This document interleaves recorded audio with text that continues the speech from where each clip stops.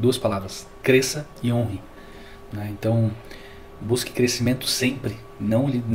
E eu não digo isso ligado à empresa da família, mas se desenvolva como ser humano, construa um ser humano mais forte, mais capaz, mais disciplinado, mais constante, né, mais eficiente no que se faz. Então cresça, independente de qualquer coisa, cresça. Se jogue em desafio novo para se desenvolver. Hoje, temos um convidado especial no Estrutura Cast. Ele é especialista em sucessão empresarial e tem ajudado herdeiros a saírem da sombra dos pais para se tornarem líderes de sucesso.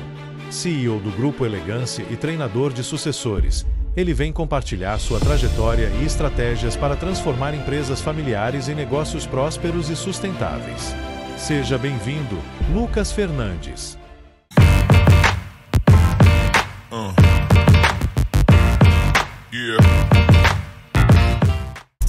Sejam muito bem-vindos a mais um episódio do Estrutura Cast. Galera, hoje, você que é o famoso filho do dono, aquele que sabe que uma hora ou outra vai ter que assumir a empresa da família, não pode perder esse episódio, fica até o final que tá incrível.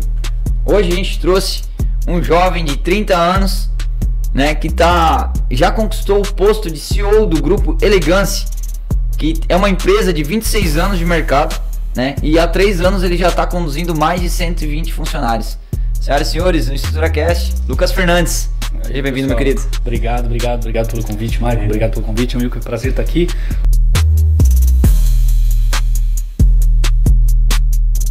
Vamos falar um pouquinho aí sobre sucessão, sobre negócio, deixar uma mensagem. Bora pra cima. Isso aí, bora pra cima. É isso aí, pessoal. Sejam bem-vindos aí a mais um Estrutura Cast.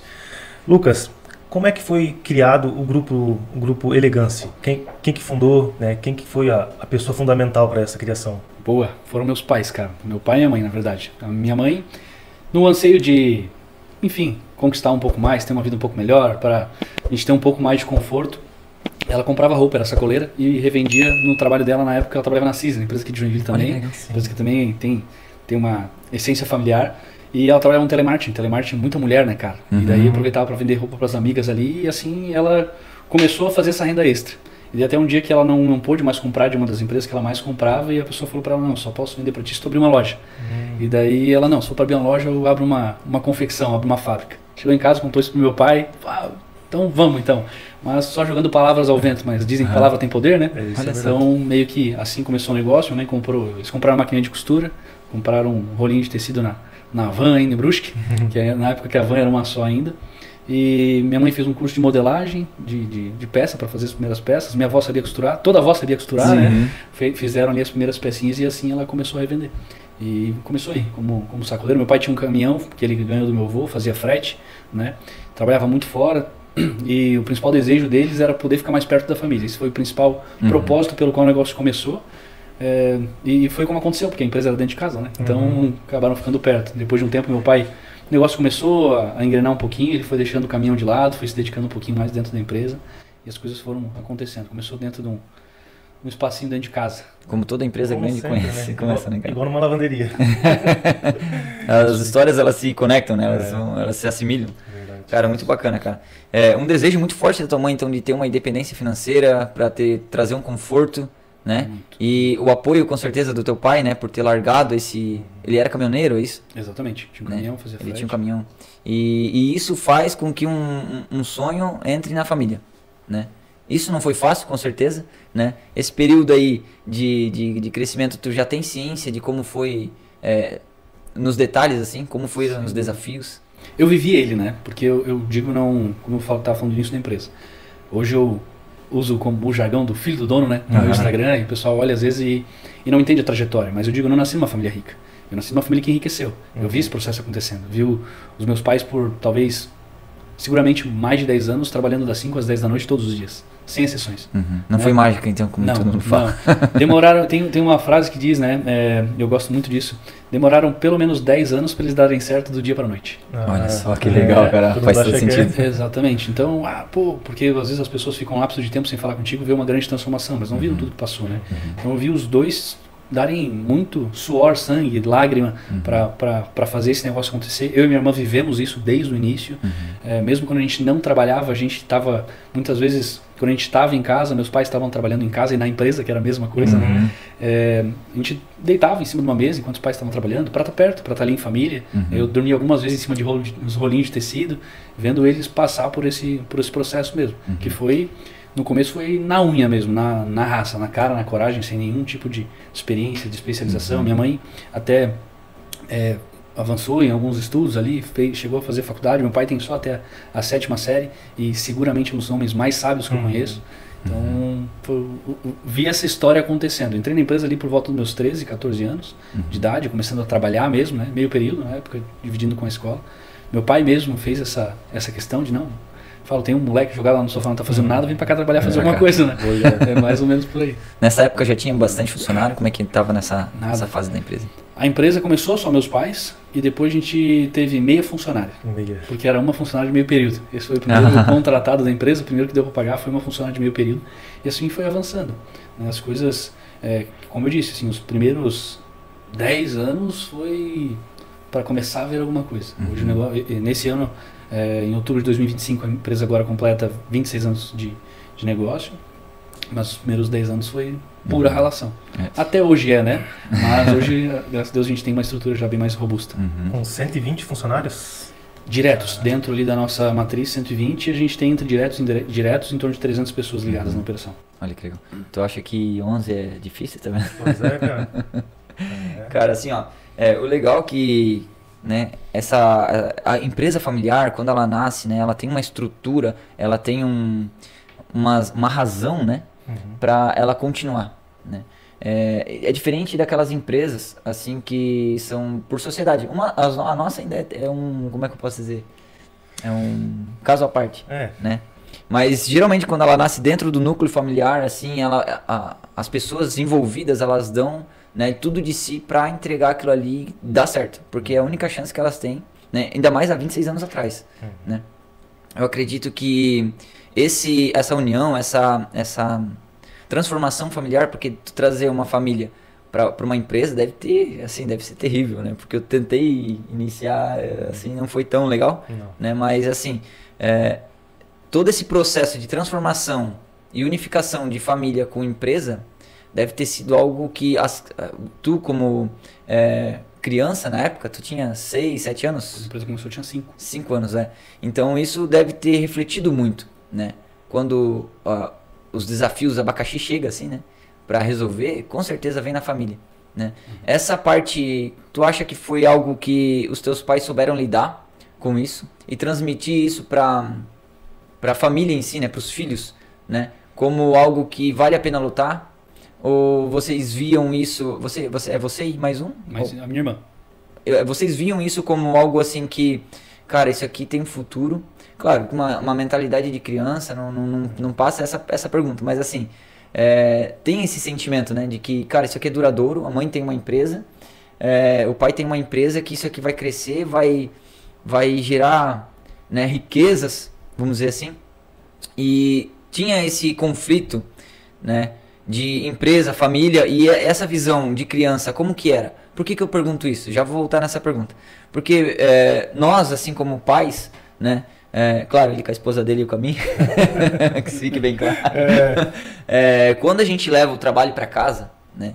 Eles veem isso, né? Muitas vezes ficam meus guri correndo aí, eu fazendo orçamento e tal, e eles entendem que isso aqui é o que traz alimento para casa, é o que faz tudo que a gente tem hoje existir, né? E tinha esse pensamento lá na tua época, assim, quando tava um pensamento de criança, né? Sim.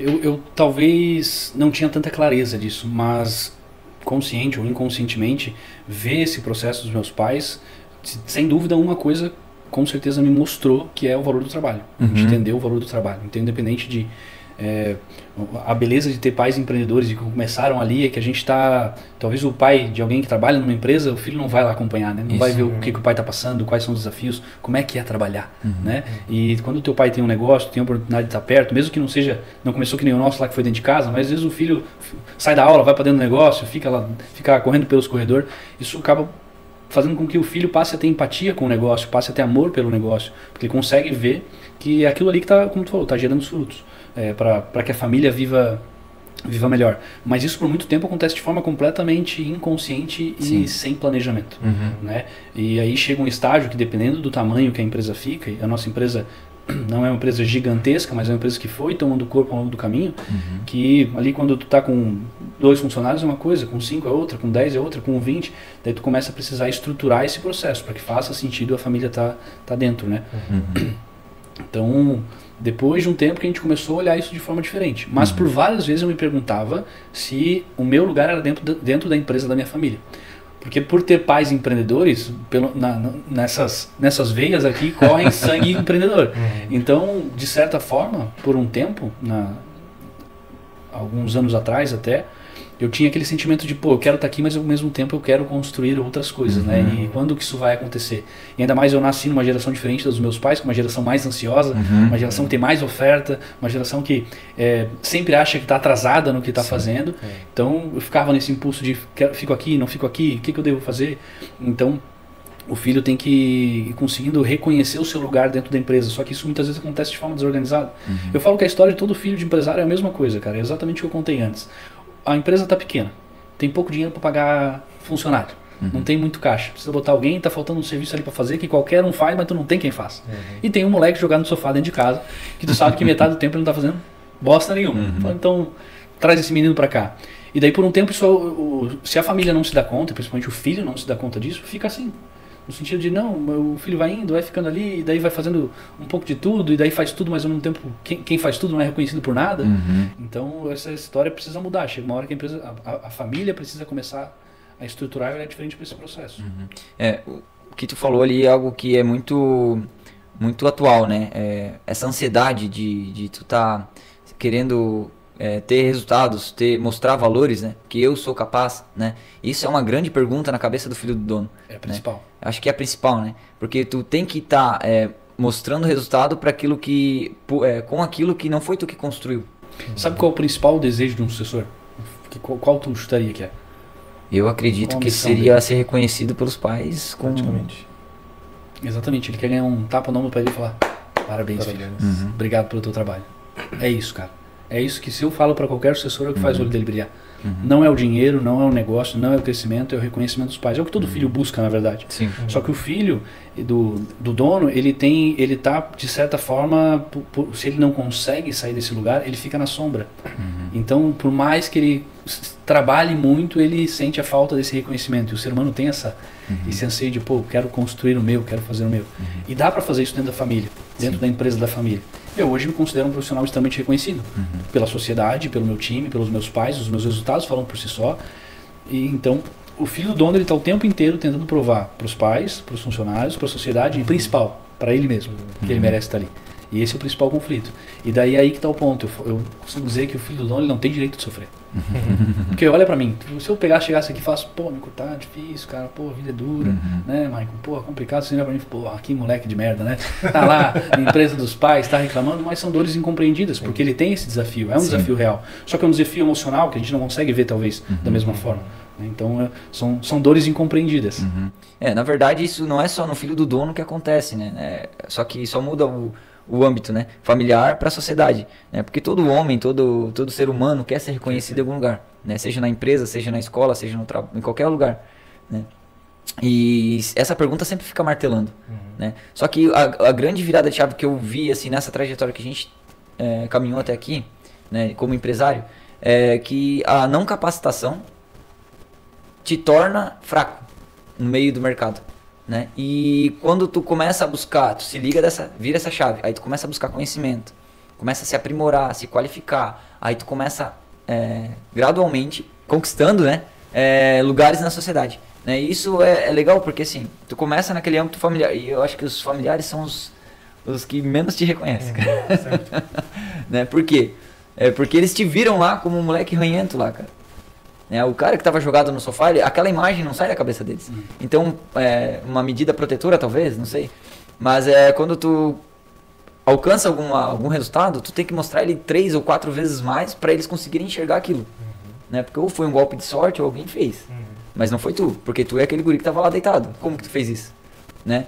E essa pergunta, ela fica martelando e, assim, existem alguns métodos que o filho do dono, ele precisa se... Não só o filho do dono, mas como o assunto aqui é filho do dono, ele precisa se olhar mais para esses métodos, assim, para esses valores, talvez, né? Para que ele tenha que ter ele consiga ter um resultado na empresa da família? Sem dúvida, sem dúvida. De certa forma, o filho do dono, ele está... É que assim, quando a gente fala de filho do dono, tem vários cenários, né? Tem uma empresa de 1 funcionário, 100 funcionários e por aí vai. Então tem a questão de contexto. Nem sempre é um privilégio tão grande, né? Mas, de certa forma, vamos pensar no cenário aí de uma empresa média, o filho do dono, ele entra numa... Ele se não é colocado nele esse valor do trabalho, o valor da preparação, e os pais têm muito essa missão, e daí vai também do ímpeto de cada ser humano, né? Ele acaba entrando numa certa zona de conforto. Porque se ele não se preparar, ou se ele não trabalhar o melhor dele amanhã, ele ainda vai estar lá. E quando ele é jovem, ele ainda não tem a capacidade de enxergar isso, né? A gente às vezes não está, quando tem 20 anos, não está tão preocupado com como vai ser o amanhã. Mas, então ele acaba não se preparando, acaba entrando numa zona de conforto, ou eu não vou perder meu emprego, eu ainda vou estar lá. Então, mas o ponto é, a sucessão, a velocidade com que a sucessão acontece depende mais do filho do que dos pais. Interessante. Ele precisa ter a capacidade de se preparar. Muita gente pergunta, Lucas, quando é o momento certo para a sucessão? Eu falo, quando o sucessor está pronto. Não é quando o sucedido quer, não é quando teus pais querem. O momento certo é quando o sucessor está pronto. Por quê? Por exemplo, meus pais. Com aproximadamente 28 anos de idade, eu assumi a direção estratégica do negócio. 27, 28 anos de idade. Já fazia esse papel, mas de forma não nomeada, vamos dizer assim. Então, comecei a assumir responsabilidades maiores.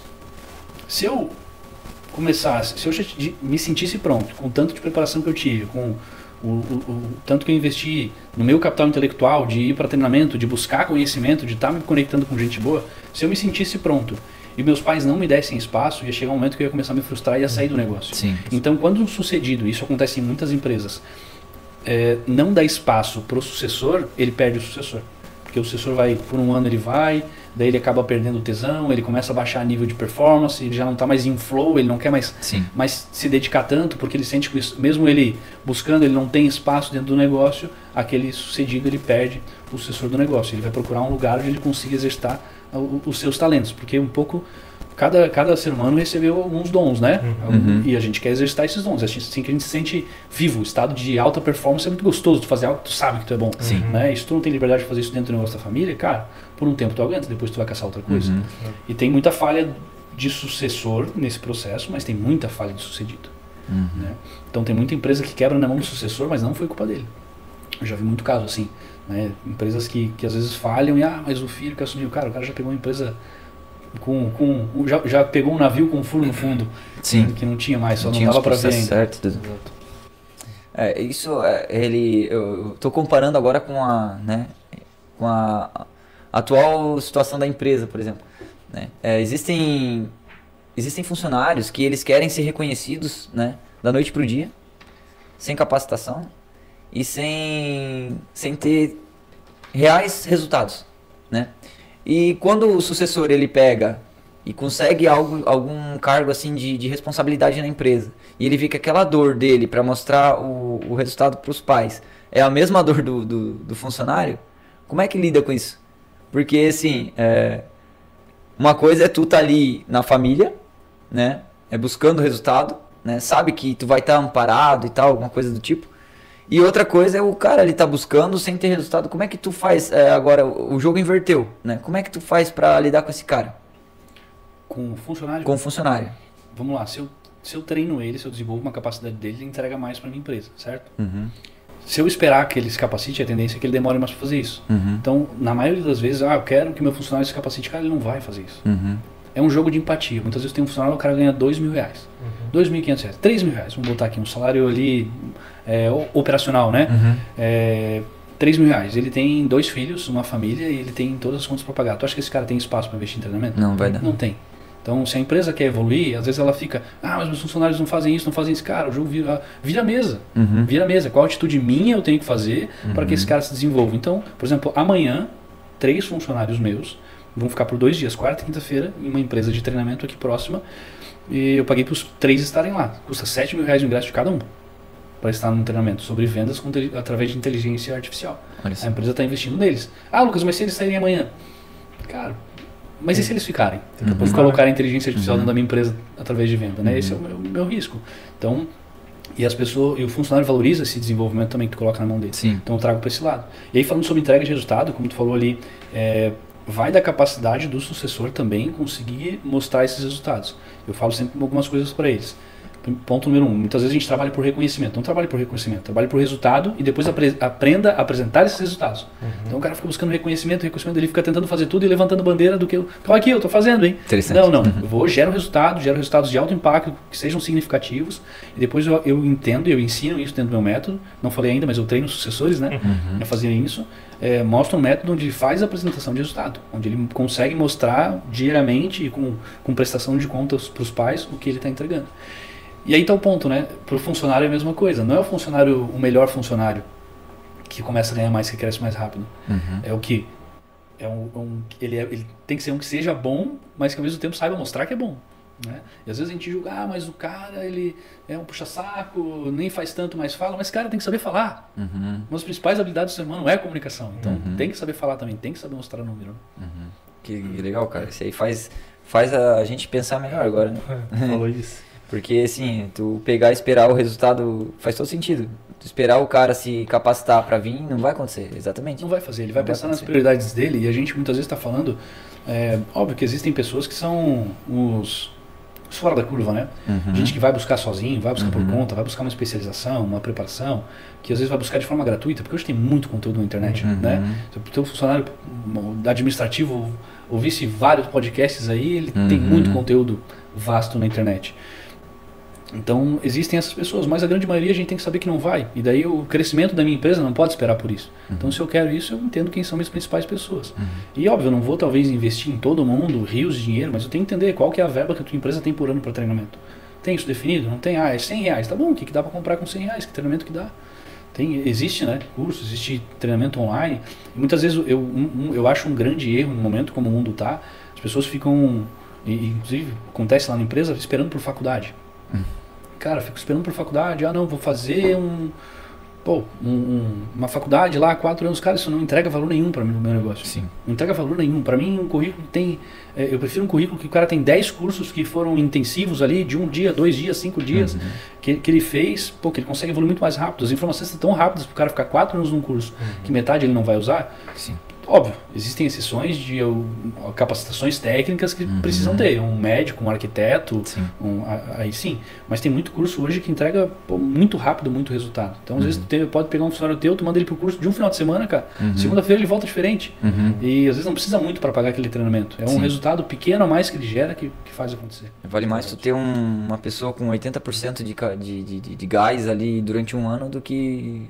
né? Uma pessoa com 10 anos ali com 20% de gás. Justo. Cara, e qual foi assim o estalo que te deu? Sabe, agora eu decidi, vou seguir aqui carreira na empresa, né? Vou dar meu sangue aqui. Onde foi ali o rompimento desse pensamento, né? E tu assumiu realmente ali a visão da empresa e começou a buscar assim a ser reconhecido ali, não ser reconhecido, né? Mas buscar assumir cargos na empresa. Boa. Acredito que o principal momento, assim, ele não foi profissional, ele foi uma busca de desenvolvimento pessoal. Foi eu me desenvolver como ser humano. E o ponto de virada, talvez número 1 que eu posso colocar na minha vida foi meu casamento.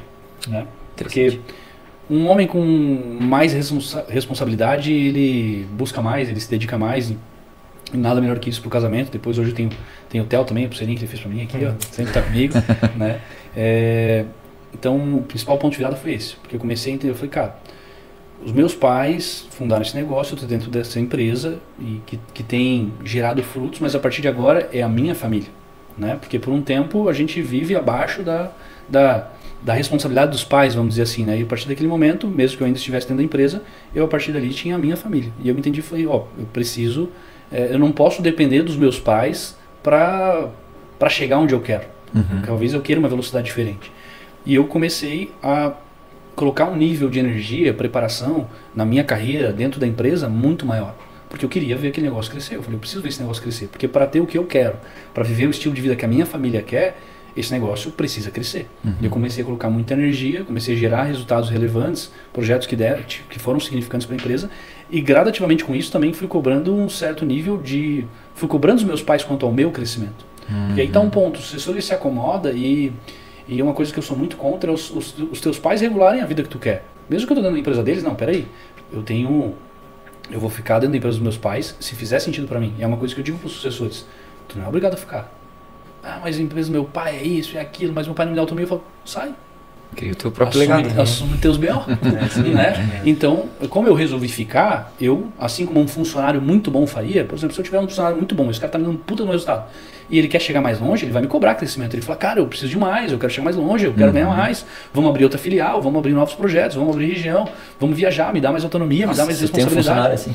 Aí que tá. E eu tomei esse papel como filho. Os meus pais olhando aquilo, vambora, e a empresa está crescendo, e ele está dando resultado, ele está conseguindo fazer as coisas, ele está conseguindo entregar o que ele promete, vamos dando mais espaço. E gradativamente com mais espaço, eu também cobrei o meu crescimento, até mesmo financeiro, né? Dentro da empresa com mais responsabilidade, mas também financeiro.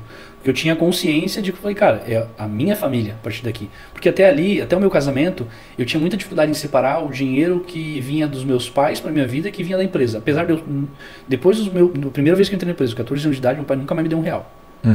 Minha vida foi assim, eu tinha o meu salário, que sempre foi uma merda por um bom tempo. Por um bom tempo. Justo. Foi por um bom tempo, foi um salário abaixo do que o meu cargo merecia, vamos dizer assim. E daí, conforme eu fui crescendo na empresa, fui ganhando esse espaço e fui cobrando essa remuneração também. Porque, como eu falei, quando eu casei, eu entendi e falei, cara, agora não é mais meus pais. Quem está me pagando é a empresa pelo trabalho que eu faço, pelo trabalho que eu desenvolvo.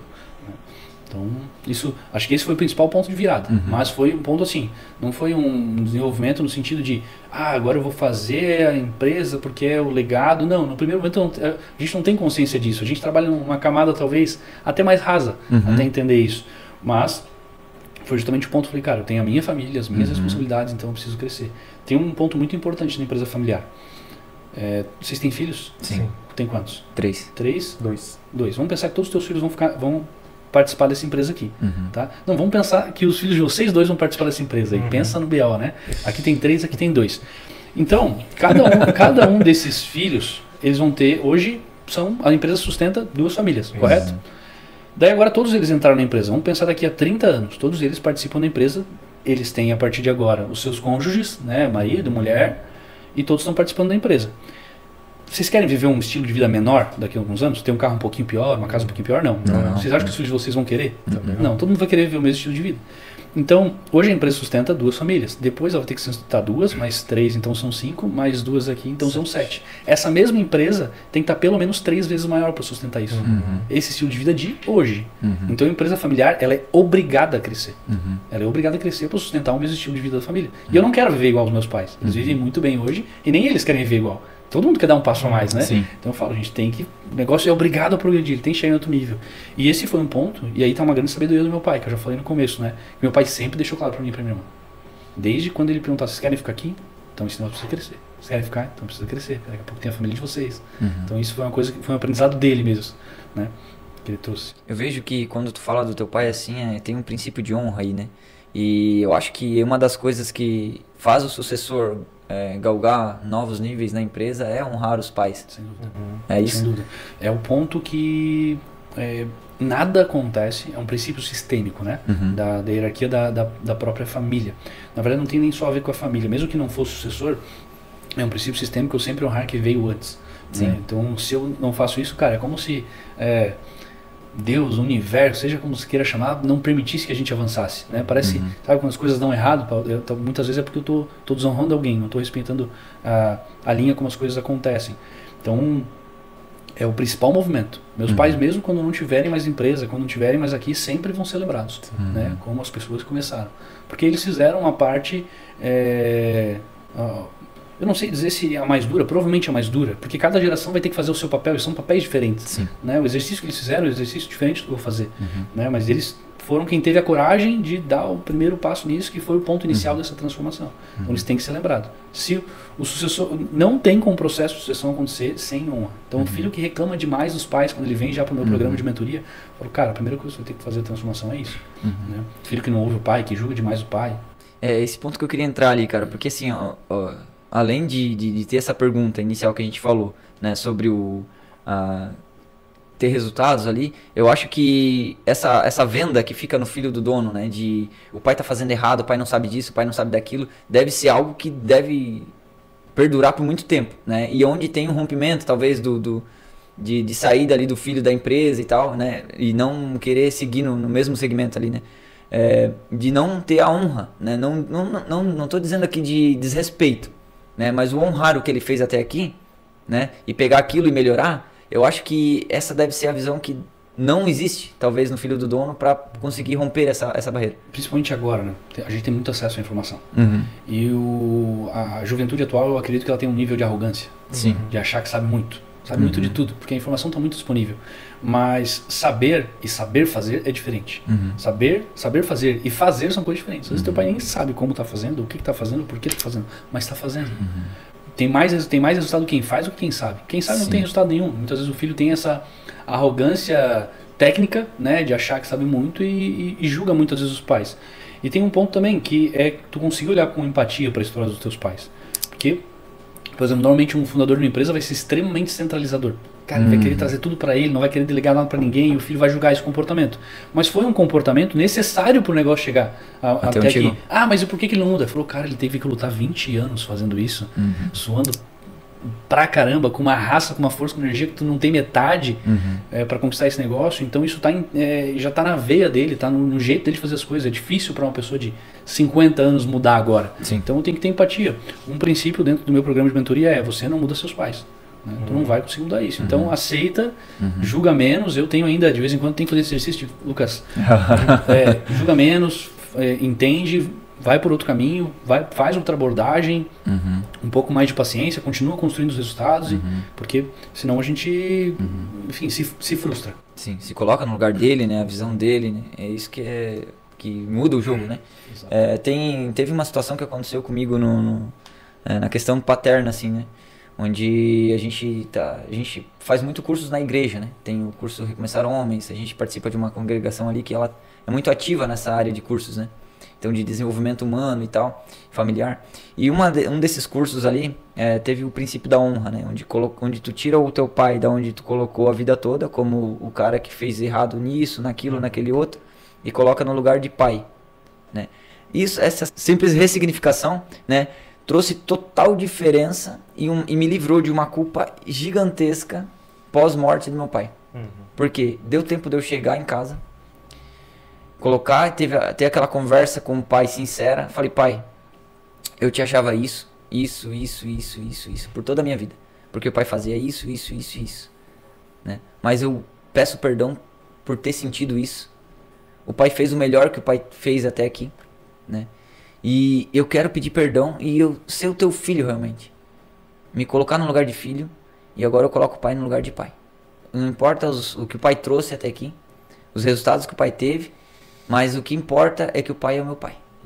E, cara, aquilo mudou o jogo de uma forma. Isso libera a vida, né? Cara, destravou tanta coisa na minha vida, cara, porque 2 anos depois ele veio a falecer. Agora, se eu trouxesse toda aquela carga emocional que eu tinha, desde a infância até o ponto de morte, né, e tá continuando isso, eu ia transmitir isso pros meus filhos. Né, eu ia ser ou o contrário do meu pai ao extremo, ou igualzinho, né, pior ainda, 2 vezes pior, né. E, cara, eu consegui mudar isso através de cursos, de mentorias, sabe? E, cara, foi sensacional, assim, né. Eu vejo que a tua trajetória, né, até o cargo CEO, né, foi algo muito árduo, porque, pra quem não sabe, eu e o Lucas ali, a gente serviu junto no exército, né? E desde então, pelo Instagram ali, eu te acompanho ali, né? E eu vi a tua transformação lá, indo pro... Eu acho que foi o Wendel Carvalho, se não me engano, que tu fez foi. Tu fez uma mentoria. E dali pra cá, tu começou a fazer live, tu começou a se aprimorar, né? E foi algo assim que foi transformador, né? Eu acho que eu fui um dos únicos das lives lá. Eu lembro que tinha eu mais um lá vendo ali. Cara, eu cheguei a fazer live com 0 pessoas. Já imaginou ter uma live, tu tem ali daí tu fica na esperança de pelo menos aquele ficar, daqui a pouco cai para 0 e eu falo, cara, eu vou continuar falando. Que legal, isso é uma dedicação, né? Acreditar naquilo que tu tá fazendo. É a fé, né, cara? Acreditar naquilo que a gente não vê. Então, é isso. O exército, cara, foi uma experiência assim decisiva para mim. Né? Eu nunca me esqueço, não do quem me falou isso lá dentro, mas no primeiro campo falavam que era o campo para tirar o verniz. Cara, e o exército foi o que tirou o meu verniz. Né? Cara, tem muita coisa hoje do que é o Lucas que eu devo aquele 1 ano que eu fiquei lá dentro. Eu não teria as capacidades, a força, a disciplina que eu tenho hoje se não fosse ter passado por aquele 1 ano. Então foi muito bom. Acredito que eu não teria conquistado muita coisa que conquistei se não fosse aquele 1 ano. Eu falo isso pro meu filho, né? Ele tem 4 anos ainda, ele não entende nada, né? Mas assim, filho, tá vendo isso aqui, essa foto aqui? Tá vendo esse fuzil? Porque eu comprei aquele fuzil de fibra, sabe? Aí tá lá estampado, eles perguntam toda hora o que é aquilo ali. Eu falo, filho, isso aqui foi um período que o pai teve lá no exército, né? Isso aqui tu vai passar, nem que seja 1 ano, cara. Tu vai passar. Porque tu tem que experimentar isso aqui. Não adianta fugir, tu vai passar por isso aqui. É porque realmente é uma escola, é um ponto decisivo que tu falou, né? Ele tira o verniz ali de que tudo é fácil. Hoje em dia é muito fácil, cara. Eu não cheguei a passar as dificuldades que meus pais passaram, né? Mas ainda assim não foi tão fácil como é hoje, né? Hoje meu filho quer alguma coisa, ele tem, né? E claro, medido por mim, né? Mas assim, não é tão assim que nem na minha época. Na minha época lá, eu comia o que tinha, né? Saía quando dava, olha, são poucas vezes às vezes que eu saí. Então era algo muito restrito, né? E na geração passada ainda dos meus pais faltava, né? Não é que não tinha aquilo ali só, é que não tinha, né? E só que hoje tá algo muito, né? Então esses valores que o quartel, que o exército traz, ele é essencial pra... Cara, ainda mais agora, porque assim, ó, o que foi a mudança aí, né? A gente vê, mas agora tá mais fácil. Mais fácil em qual sentido? Porque assim, o desafio anterior, o primeiro desafio foi braço, né? Tu tinha que ser forte, tinha que ir pra roça e forte no sentido de ter força braçal. Resistência. Exatamente. Depois foi parte técnica, por isso que veio a onda das faculdades, né? O cara tinha que ter intelecto, tem que estudar. Agora a dor dessa geração é emocional. O cara não sabe lidar com a emoção. Por quê? Porque ele nunca ouviu não na infância. Daí a primeira namorada termina com ele e se mata, nunca mais vou viver, nunca minha vida acabou. Não, porque não ouviu não na infância. Então o exercício hoje que os pais fazem pouco filho é o exercício do não. Né? A criança precisa aprender a lidar com as frustrações, com o não, com a restrição. Isso é o que acontece pouco hoje, né? Tudo tem muito acesso, tudo pode. Então eu tenho cuidado com isso, com o Theo, com meu filho, pensando nisso, para que ele saiba lidar com as pressões do futuro, porque o desafio dessa geração é completamente emocional. Isso. E ele vem um pouco do erro dos pais também, né? Porque eu não tive, eu quero dar pro meu filho. Isso vai conduzindo ele para um lugar muito ruim, né? Que nem tu falou das frustrações, né, cara? Ela é uma excelente reguladora de dopamina, porque hoje a gente tem, né? Tudo é dopamina, né? Tu sai de um lugar que tá te dando dopamina e vai para outro lugar que vai te dar mais dopamina. E quando que acaba isso? Né? Quando tu vem com frustrações que te regulam, né? E isso faz a criação do filho ali, ela ser mais assertiva, né? Se tu tá dando tudo o que ele quer, né? Não o que ele precisa, tu vai conduzir ele para um caminho errado. E isso lá, agora essa geração de sucessores, vamos voltar lá para os sucessores, né? Essa geração ali que tá vindo agora, né? Uma leva ali de 20 e tantos anos, né? É algo que já vem com isso, né? Porque 20 e tantos anos é 2000 e alguma coisa, né? Então ele já vem com isso, já tinha internet, já tinha tudo isso, né? E agora o teu método é focado em treinar esses sucessores para lidar com isso. Como que tu tá fazendo esse método? Quais são os princípios? Como que é esse método aí? Boa. Cara, eu sou o único treinador de sucessores do Brasil. Não existe ninguém fazendo esse trabalho. Existe até gente que fala sobre sucessão. O meu ponto é diferente. Eu sou um treinador de sucessores. Por quê? Primeira etapa do processo, desenvolvimento pessoal desse cara. Ele se tornar um ser humano mais forte, um ser humano mais capaz, com mais princípios, com mais postura. Porque ninguém vai te enxergar como um grande profissional antes de te enxergar como um grande ser humano. Não consigo. Tu vê lá o cara fazendo um monte de cagada na vida pessoal, por mais que ele seja um bom profissional, tu não vai ter admiração por ele. E o líder de uma empresa, ele precisa ter admiração. As pessoas não ficam numa empresa por causa da empresa, elas ficam numa empresa por causa do líder.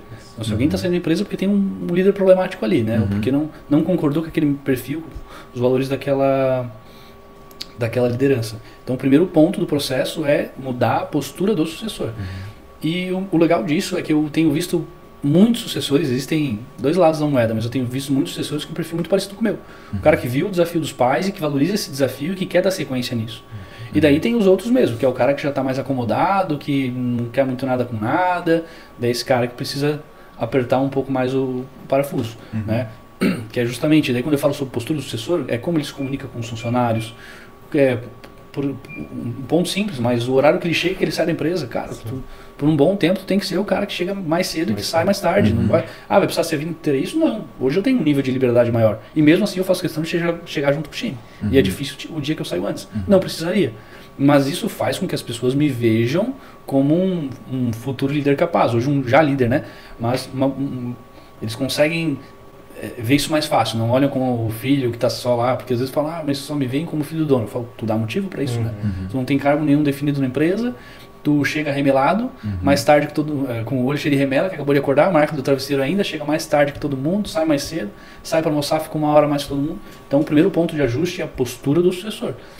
Porque nem todos os pais conseguem fazer isso. Nem todos os pais fazem isso. Às vezes o pai, ou por puro desleixo, ou porque realmente acha que isso vai dar uma vida melhor para o filho, acaba não tendo esse cuidado. Então o primeiro ponto de desenvolvimento do sucessor é a postura. Eu tenho um método dentro do meu programa de mentoria que é chamado GAP, né? G-A-P, né? Essas 3 letrinhas. G de gestão, A de alinhamento familiar e P de postura. Então esses são os 3 pilares, as 3 engrenagens que eu chamo, na verdade, para que esse processo funcione. Então eu tenho que mostrar para esse cara qual a postura que ele tem que ter. Depois disso, o que ele tem que ter de alinhamento com a família, porque as empresas familiares quebram porque não fazem as transformações necessárias e porque os familiares não se conversam, né? Não tem uma visão alinhada. Então esse elemento entre a família e depois por último gestão. Porque uma empresa familiar, muitas vezes como o dono sabe um pouco de tudo, ele vai lá, faz, se dá problema ele resolve, se não aconteceu ele vai lá e faz, vai atrás, acaba que não se vai construindo processos, rituais, rotinas de gestão, então isso faz mal para o negócio, então precisa profissionalizar essa empresa também. Então são esses 3 pontos, as 3 engrenagens: gestão, alinhamento familiar e postura do sucessor. Mas falando de sucessor, o primeiro ponto, se ele não mudar a postura dele, não adianta fazer nada do resto. Às vezes o cara entende muito de gestão, já fez todos os cursos de gestão que tem aí, e eu falo, cara, não adianta, se não tiver a postura correta, né? É engraçado, cara, porque assim, ó, tô falando agora, eu lembrei de uma cena que a gente tava num restaurante lá, que o filho do dono, eu não sei o que ele teve atrito lá com o que aconteceu lá, que não chegou na hora que ele queria. Ele pegou e jogou um negócio no chão assim, saiu brabo, fechou a porta do escritório dele lá e todos os clientes do ambiente viram, né? Daí o garçom já veio, o que aconteceu, cara? Quem que era aquele cara ali? Não, que dele é o filho do dono aí, cara. O cara não trouxe o que ele queria lá, ficou brabo, saiu. Isso é algum tipo de postura. Isso é muito mais comum do que a gente imagina, né? Cara, a característica mais perigosa de um sucessor é a arrogância, né? Um sucessor, ele... Por ser filho, ele se sente no direito de cobrar no mesmo tom que o pai, de falar no mesmo tom que o pai. Isso é forte, cara. Tu conquista esse acesso, né? Teu pai tem um direito adquirido sobre aquele negócio, porque é dele, porque foi ele que fundou e porque as pessoas sabem disso. O filho não. O filho vai ter que conquistar esse espaço para cobrar, porque por um tempo ele vai ter que ser um líder de extrema humildade, né? Onde ele vai ter que se colocar na posição de aprendiz mesmo. E não, eu sou superior porque eu sou filho. Não, primeiro o erro tá aí. Tu não tem que ganhar mais por ser filho, tu não tem que mandar mais por ser filho, tu não tem que ter cargo melhor por ser filho, não. Tu vai fazer isso conforme a tua competência. Obviamente, é um destino pré-traçado, ele sabe que vai chegar lá, mas essa velocidade, esse o passo, ou até mesmo se quando isso acontecer ele vai conseguir dar certo, é por como ele conquistou a liderança das pessoas. Existem três grupos principais numa sucessão, né? Os sucedidos, que são os que vieram antes, os fundadores, os pais, o sucessor e o time. E o fundamental para isso, para uma sucessão acontecer, é o time. Se o time não bota fé no sucessor, se ele não olha para aquele filho e fala, cara, esse cara tem um perfil, a capacidade para ser um novo líder, as pessoas começam a sair do negócio e tu nem sabe por quê. Sim. Eles têm dificuldade em ver isso. Então, eu costumo dizer que quando um sucessor é bom, o time implora para ele assumir a empresa. Legal. Bacana, cara. Legal. O time implora para ele assumir a empresa, porque eles olham e falam, cara, esse aqui, o sucessor é a esperança de um futuro melhor. Né? Cara, esse cara pode levar a gente para outro lugar, porque as pessoas, quem trabalha aqui contigo, eles querem ver essa empresa crescer. Se tu conseguir trazer essa mensagem para eles, né? Porque eu falo, todos os funcionários que entram na minha empresa e passam do processo de experiência, eu faço uma reunião com eles. Vou lá, passou do processo de experiência, tem uma reunião uma vez por mês comigo, com todos que passaram da experiência. Eu conto a história da empresa e tal. E uma das coisas que eu falo lá é, torçam para essa empresa crescer, trabalhem para essa empresa crescer. Porque se a empresa não cresce, eu não contrato mais, eu não promovo mais, eu não abro novos cargos, novos projetos, novos setores. Então, se vocês querem um lugar novo aqui, essa empresa tem que crescer. Porque se eu não tiver mais, né, se o negócio não fica maior, não tem mais espaço. Sim. É interessante agora, tu falou na parte de reunião e como fazer essa gestão ali, né? Hoje tu tem esse não é cargo, né? Essa função na empresa também, de gerir esses funcionários, esses cargos ali? Sem dúvida, sem dúvida. O meu trabalho é mais ou menos assim, ó. Se o resultado deu certo, eu não fiz nada, mas se deu errado, é culpa minha, né? Uhum. O CEO, ele é responsável pela estratégia, por garantir a cultura e que o planejamento aconteça. E esse é o meu papel. Eu tenho um time incrível, né? Não dá pra fazer nada grande sem gente boa te ajudando. Não dá pra fazer nada grande sem gente boa te ajudando. E quando eu digo gente boa, não é o bam do mercado, cara, gente que quer fazer junto contigo, que tá disposto a aprender, que busca informação se não sabe fazer, gente que brilha o olho por estar no teu negócio, né? Que quer estar ali, que quer fazer parte. Então tem um time excepcional, mas a gente tem os nossos... Eu acabei desenvolvendo um modelo de gestão, os nossos rituais, nossa cultura, desenvolvendo essa cultura para que a empresa, eu chamo de bater o bumbo, né? A empresa tem que ter ritmo, né? Então o ritmo é... Cara, legal que tu trouxe os valores e os aspectos do exército e que foi colocando ali, tô identificando deles. Aqui alguns. Exatamente. Então a gente tem isso bem estruturado assim, tem um time muito bom fazendo tudo rodar na velocidade que a gente precisa. E com que frequência, assim, eu vi que tu tem alguns métodos ali, né, de falar com os novos contratados e tal, né? Então é essencial isso pro filho do dono estar conectado com essas pessoas, né? Eu vejo que tu sempre fala lá assim, dar um bom dia com clareza, né? Com vontade, com energia. Isso é importante. Né? O filho do dono nesse processo de transição, ele tem que conviver com as pessoas, ele tem que ser visto, as pessoas têm que conhecer ele. Esse fato de, as pessoas que entram na empresa, tu ir lá cumprimentar, uma pessoa faz aniversário, tu ir lá cumprimentar, tu participar dos eventos da empresa, tu se manifestar, tu ser presente. Por quê? Porque quando tu tá na transição, as pessoas precisam ir te reconhecendo, precisam ir olhando para ti, percebendo tuas atitudes, falando, legal, ele fez assim, ele fez assado. Porque daqui a pouco tu vai estar liderando aquela pessoa. E daí são duas alternativas. Ou ela vai olhar para ti e falar, agora vou fazer porque ele pediu, ou falar, que merda, cara, tem que fazer esse moleque pediu aí. Né? Depende, isso é culpa do funcionário porque ele está te julgando? Não, é porque que comportamento isso demonstrou antes? Né? Tá demonstrando comportamento de adulto, de profissional ou do moleque ranhento ainda? Né? Entende? A tropa é o espelho do guia, né? Então tudo que eles fazem é reflexo do que tu já fez. Exatamente, então o assessor tem que estar convivendo, tem que estar envolvido. E eu faço muita questão, cara, de todas as pessoas que passam do processo de experiência na empresa. Quando elas entram no primeiro dia, elas são apresentadas para todo o grupo, todo o time, eu vou ali e cumprimento cada um, a não ser que eu não esteja na empresa. A gente tem um processo muito bem estruturado de onboard, né? Onde cada dia da pessoa dentro da empresa, nos primeiros 3 meses, tem algumas coisas que acontecem dentro desse processo inicial. Porque o que vai garantir com que ela fique longo tempo comigo, principalmente esses primeiros 3 meses. Cara, isso é interessante isso aí, cara. Já manda aí que eu já vou até anotar aqui. Então é o que a gente chama de processo de onboarding, né? Então ali, por exemplo, a pessoa entrou na empresa hoje, o RH faz uma reunião de integração com ela. Então é mais ou menos 1 hora apresentando slides, falando sobre a empresa, sobre as nossas regras, sobre os nossos valores. Depois disso, ela tem, na verdade, no primeiro dia que ela começa, as pessoas sempre começam a nossa empresa na segunda-feira. Segunda-feira, todas as segundas-feiras, às 6h30 da manhã, acontece uma reunião industrial, uma reunião de check-in que a gente chama, que é o início da semana, abertura da semana. Todo mundo se reúne ali, uma palavra rápida com as principais prioridades da semana, 10 minutos. Principais prioridades da semana, como é que foi o resultado da semana anterior, uma oração, um Pai Nosso no final e vai rodar. Isso acontece às 6h30 da manhã na indústria e 8 horas da manhã no administrativo. As pessoas novas, elas são apresentadas nesse dia, né? Então elas já são recebidas ali e as pessoas dão boas-vindas e tudo mais. Logo ali, logo depois ela é apresentada para o líder dela e também para o anjo, que é o que a gente chama de anjo lá dentro da empresa. São alguns funcionários que já estão um pouco mais de tempo na empresa, que a gente confia neles, que eles vão acompanhar essa pessoa, eles vão ser a pessoa que vai ficar junto dela. Por quê? Porque muitas vezes, cara, o cara começou hoje na tua empresa.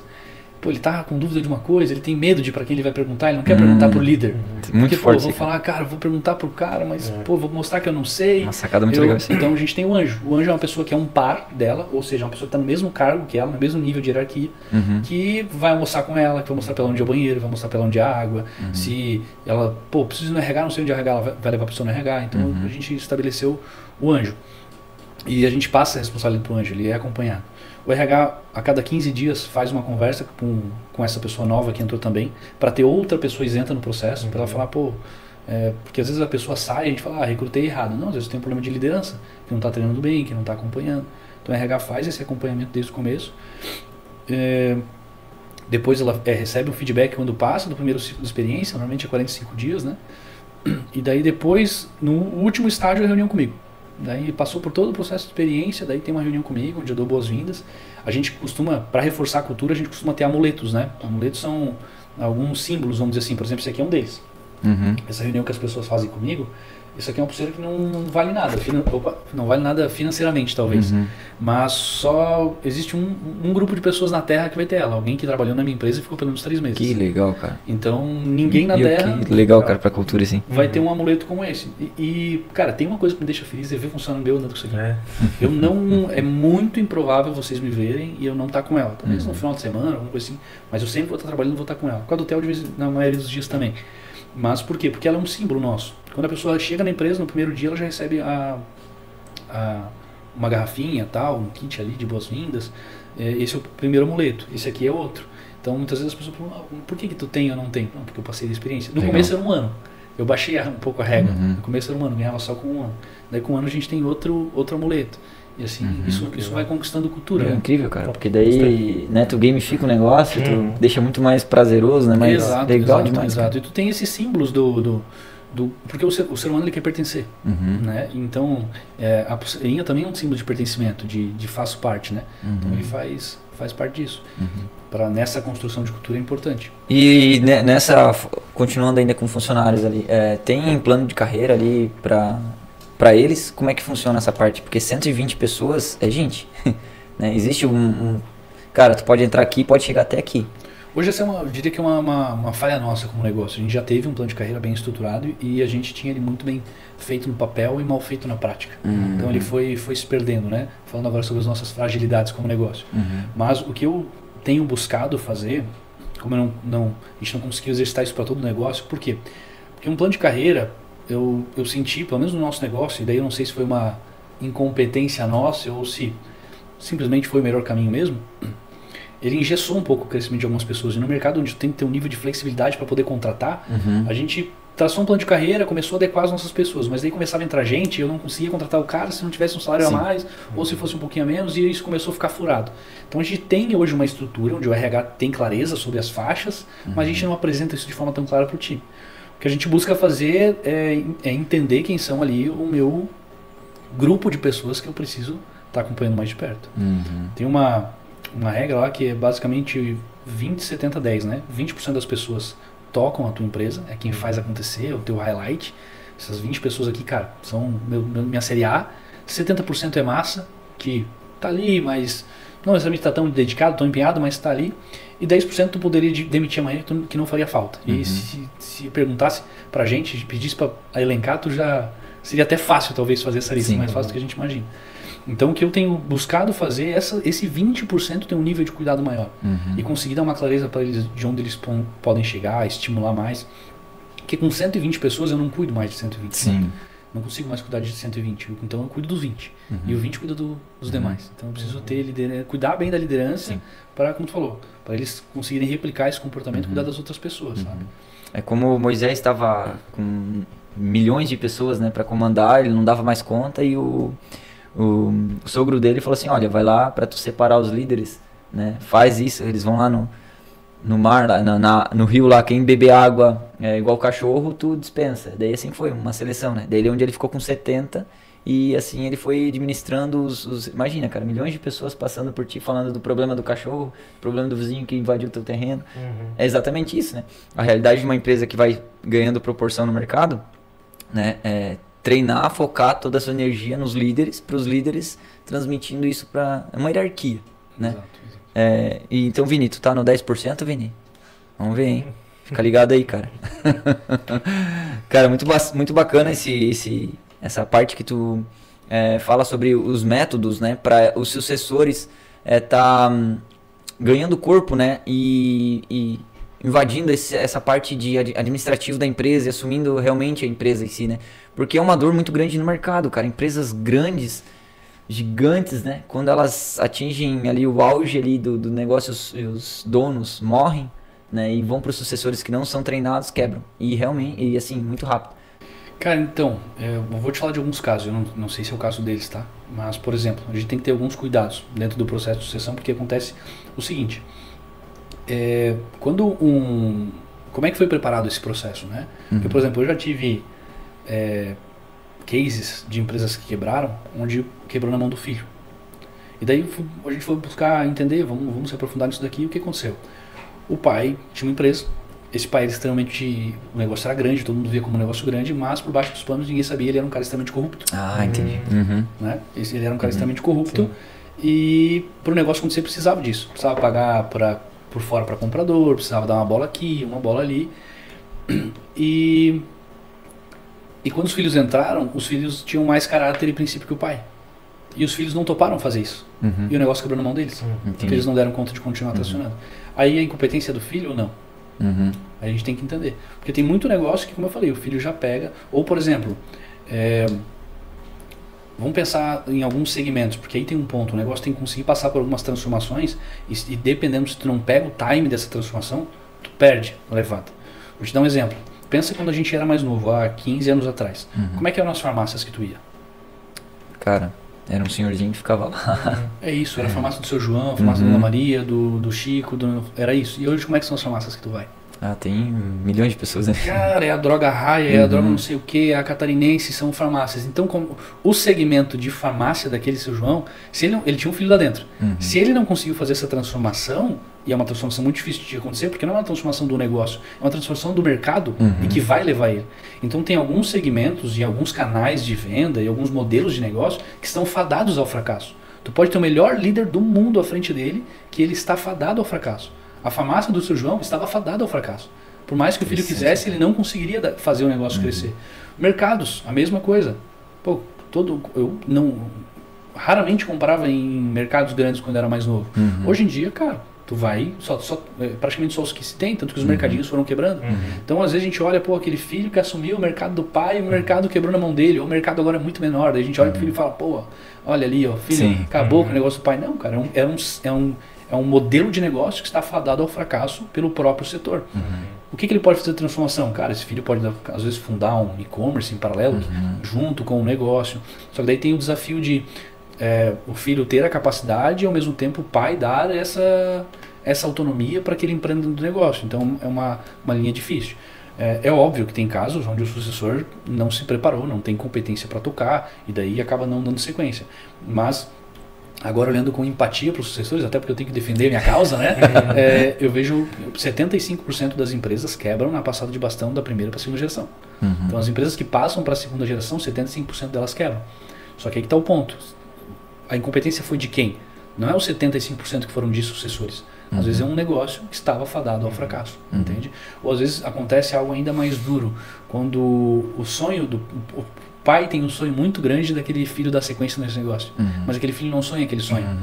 Então aquele filho está no negócio para corresponder a um sonho do pai, ele não teve a coragem, a força de falar, pai, não quero, e por vezes ele vai e continua, aí daí o negócio definha porque ele, cara, não colocou amor, não colocou tesão no negócio, não dá o gás mesmo para fazer acontecer, entende?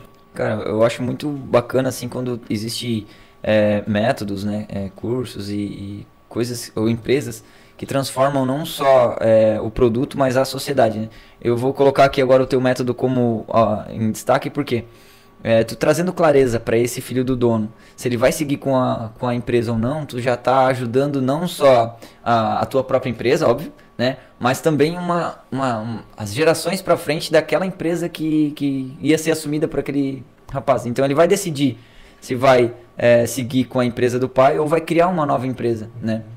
E essa clareza evita esse ponto que tu falou ali, né? Do cara pegar, assumir a empresa do pai não querendo e realmente, daí depois de todo esse tempo perdido, começar uma nova trajetória. Exatamente. Cara, isso é incrível assim porque tu coloca a dor do próximo, né, em relevância ali, em destaque para ele decidir se eu vou seguir ou não. Isso é muito bacana, cara, de entender. Eu trago justamente, eu falo que eu sou treinador de sucessores porque eu falo, não falo só com a empresa, eu falo com ele, né, com o filho. E então o meu trabalho está muito ligado à família, né? Então tanto a família envolvida no negócio como as famílias que dependem daquele negócio, né? Porque tem um monte de funcionário muitas vezes que tá ali junto, né? E qual que para vocês é o maior perigo de uma empresa familiar? O que é a pior coisa que pode acontecer? Cara, maior perigo. Muitas vezes eu pergunto isso, as pessoas falam, a empresa quebrar. Eu falo, não é a empresa quebrar, é a família quebrar. Esse é Eu o ia ponto. falar que família, eu ia falar a empresa quebrar, mas O maior risco de uma empresa familiar é a empresa matar a família. Matar no sentido de desunião, de desentendimento, porque é comum que aconteça. Então, o meu treinamento hoje, cara, por várias vezes, o sucessor entra ali querendo virar resultado e crescimento e ele é surpreendido porque o que resolve é o relacionamento dele com o pai. Sim. Para que ele possa ter essa situação que tu falou que tu teve com teu pai.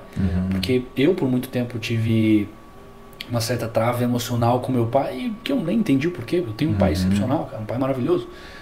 Só que meu pai, ele é um cara que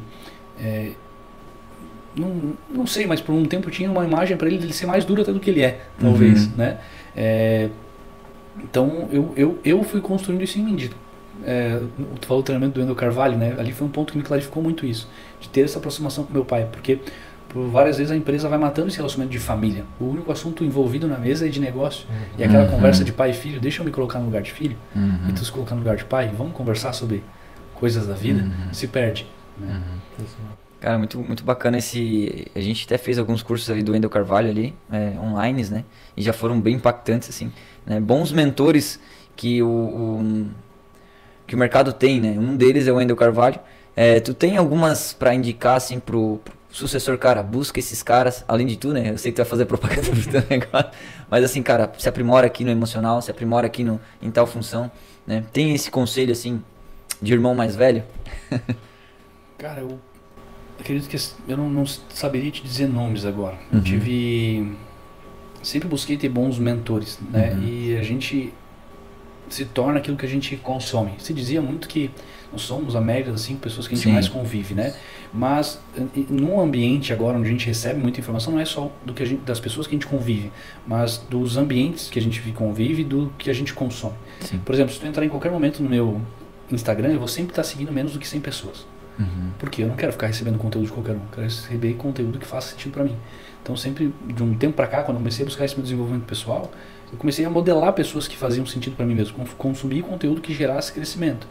Então, que eu conselho de irmão mais velho, né? Seja mais seletivo com o que você vê, com o que você ouve, com o que você consome, com as pessoas que tu anda. Se tu consegue encher muito mais do que uma mão para falar dos teus amigos, está sobrando amigo, né? Se tu tá seguindo muita gente, está sobrando gente. Eu comecei a ficar, de certa forma, até pragmático com algumas coisas. Eu não aceito ouvir qualquer música.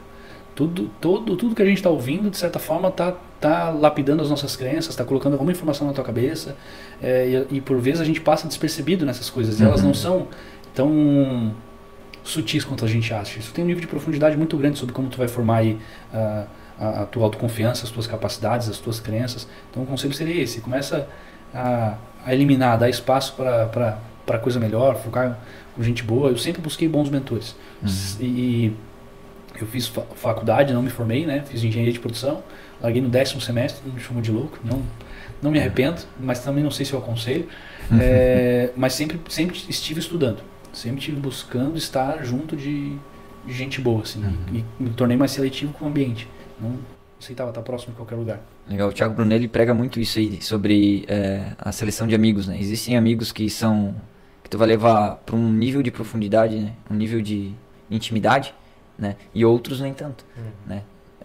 E essa seleção de amigos, os que vão lá no íntimo mesmo, por exemplo, o colocador do sucessor, reclamar do pai, né? Que isso deve ser muito comum para eles, né? Porque meu pai não deixa fazer isso, fazer aquilo outro. Eu digo pais, né? Pai e a mãe. Ele fala muito sobre isso, né? De nível, né? De intimidade. Daí tu pega essa dor, joga pro sucessor agora, né? Dele reclamar para todo mundo e todos os que estão à volta dele, né? Ele vai criar um ambiente em volta dele de murmuração, de reclamação, e aquilo vai afundando ele não vai vendo, vai colocando uma venda nele, até onde ele chega no embate de decidir se vai ou não, né? E fica muito difícil, porque ele não tem clareza do que ele quer realmente, por causa desse ambiente que ele criou, ele mesmo criou, né? E isso que tu falou ali faz todo sentido, assim, de tu o que tu escuta, o que tu ouve, o que tu vê, né? Ele cria um ambiente. Antigamente era com quem eu andava com o Maico mancava, eu mancava também, né? Se o fulano de tal ali trajava tal coisa, eu também trajava. Só que agora a rede social, ela aumentou o nível disso. Aumentou, sem dúvida. Né? Daí tu vai pra rede social, daí tu tem as plataformas de música também, né? Tudo isso está conectado. E é incrível, né? A gente tava fazendo um trajeto para ir para um orçamento, a gente colocou um nível de música que, cara, nossa mente explodiu assim, sabe? Só por causa da música que tava tocando, né? A conversa já começou a ser mais, sabe? E relacionada aos planejamentos que a gente tem, né? Que a gente tá galgando ser construtor agora e começa a ter uns pensamentos mais profundos, sabe? E daí a gente escutando um nível de música, quando mudou, cara, e é incrível como reage isso, né? Muito. E então essa seleção que tu tá falando ali faz total sentido. Cara, assim, é um excelente conselho, eu digo. E tem muita gente boa. Eu acho de certa forma, uma infelicidade. O brasileiro às vezes tem uma mania de banalizar coisa que é boa. Por exemplo, hoje tem uma crença contra coach, né? Anti-coach. Mas o coach, você é coach, como se fosse algo ruim. Isso é maravilhoso. Sim.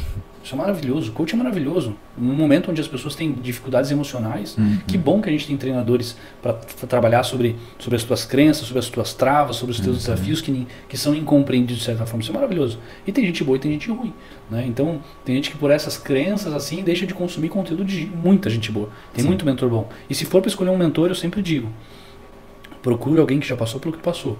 Né? Quero fazer um treinamento, queremos nos tornar construtora. Com quem que eu vou me aconselhar? Quem já tem uma construtora.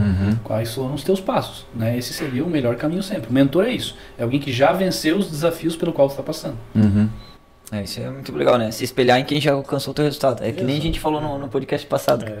Tu tem aquela gama de amigos ali que eles te aconselham toda hora, né? Só que tu olha pro resultado do cara, o cara não chegou. Então tu nem já descarta. É um crivo para ouvir conselho, né? Se não tem resultado, não adianta. Cara, foi uma conversa muito da hora, cara. Eu gostei demais, assim, de entender esse mundo de sucessor. Por mais que a gente esteja criando nossos próprios caminhos, né? É muito interessante ver esse mundo, né? Eu queria que tu deixasse agora uma mensagem para esse cara que tá nos ouvindo aí, que tá vendo esse futuro próximo chegando dele, né? Que ele vai ter que assumir uma hora o papel do pai, ou da empresa, ou da família. Né? Vou deixar o meu manifesto, cara, que basicamente se resume em 2 palavras: cresça e honre. Né? Então, busque crescimento sempre. E eu não digo isso ligado à empresa, da família, mas se desenvolva como ser humano, construa um ser humano mais forte, mais capaz, mais disciplinado, mais constante, né? Mais eficiente no que se faz. Então cresça, independente de qualquer coisa, cresça. Se jogue em desafio novo para se desenvolver. E o outro ponto, honrando quem veio antes. Eu sempre faço analogia da árvore, né? A árvore crescendo, mas com as raízes bem fundadas, né? E honrar é aceitar os seus pais como eles são. Falando sobre sucessão. Então aceite seus pais como eles são. Isso vai facilitar o processo muito. Então cresça e honre. É isso aí. Top, cara. Muito bacana. Muito top. E é isso aí. Queria agradecer então a você que está assistindo até agora. Compartilhe esse episódio aí com teus amigos, né? Com os teus pais, com aquele cara que vai assumir a empresa aí, vai assumir o pepino aí. Cara, um prazerzão aí, Lucas, te receber aqui no nosso podcast, cara, escutar a tua história. Que Deus te abençoe muito, te guie nesse processo aí, nesse mar, que tu tá vendo um mar aí, né? Só tu tá liderando esse segmento. Saiu da caixa. Saiu da caixa realmente, achou o teu propósito. Que Deus te abençoe e te guie nesse processo aí, cara. Bem, é isso aí. Obrigado, gente. Obrigado pelo convite. Prazer estar aqui. E, enfim, espero ter deixado um pouquinho de coisa boa. É isso aí. Obrigado. Galera, é isso aí. Até o próximo episódio. Valeu!